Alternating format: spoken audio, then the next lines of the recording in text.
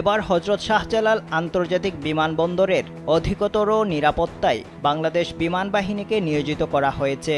বুধবার এই তথ্য জানিয়েছে আন্তঃবাহিনী জনসংযোগ পরিদপ্তর বা আইএসপিআর জানিয়েছে বাংলাদেশ বিমান বাহিনীর সদস্যরা হযরত শাহজালাল আন্তর্জাতিক বিমানবন্দরের অধিকতর নিরাপত্তা এবং নিরবিচ্ছিন্ন আন্তর্জাতিক আভ্যন্তরীণ ফ্লাইট পরিচালনার জন্য নিরলসভাবে কাজ করছেন। এর আগে মঙ্গলবার বাংলাদেশ আনসার ও গ্রাম প্রতিরক্ষা বাহিনীকে ঢাকাসহ দেশের বিভিন্ন পুলিশ স্টেশন ও হযরত শাহজালাল আন্তর্জাতিক বিমানবন্দরের নিরাপত্তার দায়িত্ব দেওয়া হয়।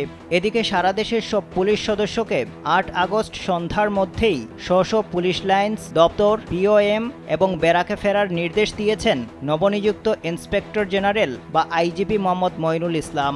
বুধবার আইজিপি হিসেবে দায়িত্ব নেওয়ার পর এক প্রেস ব্রিফিংয়ে তিনি এই নির্দেশনা দেন। মঈনুল ইসলাম বলেন, বৈষম্য বিরোধী ছাত্রদের যৌক্তিক আন্দোলনকে কেন্দ্র করে দেশবাসীর প্রত্যাশা অনুযায়ী দায়িত্ব পালন করতে পারিনি।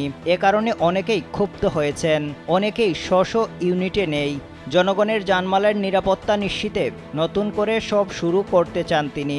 তাই সব পুলিশ সদস্যকে আগামী ২৪ ঘন্টার মধ্যেই স্ব কর্মস্থলে ফেরার নির্দেশনা দিয়েছেন।